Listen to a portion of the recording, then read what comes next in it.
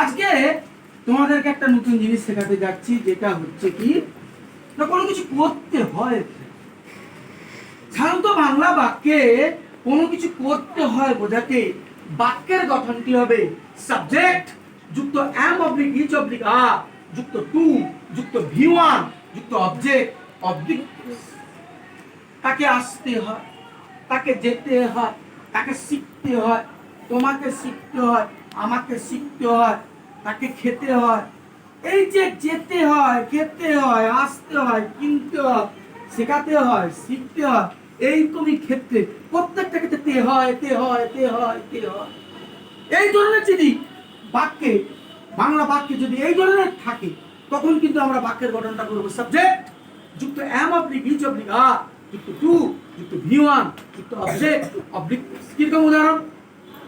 না আমাকে প্রত্যহ তাদের বাড়িতে যেতে হয়, আমাকে প্রত্যহ তাহাদের বাড়িতে যেতে হয়। কিরকম? তাহলে আমাকে প্রত্যহ তাহাদের বাড়িতে যেতে হয়, ইংলিশ হবে তাহলে I am to go to their house. তাহলে আমাকে প্রত্যহ দেয়ার হাউস এভরিডে তাহলে আমাকে প্রত্যহ তাদের বাড়িতে যেতে হয়। I am to go to their house, I am to go to their house daily, দৈনিক যেতে। এবার যদি বলি আমাকে প্রত্যহ তাদের বাড়িতে ইংরেজি শিখতে যেতে হয়, তখন কি ট্রান্সলেশন করবে? I am to go to their house to learn English, to learn English there everyday. বুঝতে পারলে? তাহলে আমাকে এই বইটা পড়তে হয় প্রত্যেক দিন সকালবেলা আমাকে এই বইটা পড়তে হয়। এটা কি ট্রান্সলেশন? তাহলে আমাকে পড়তে হয় আই অ্যাম টু রিড। কি পড়তে হয়? এই বইটা, দিস বুক। প্রত্যহ সকালবেলা এভরিডে ইন দা মর্নিং।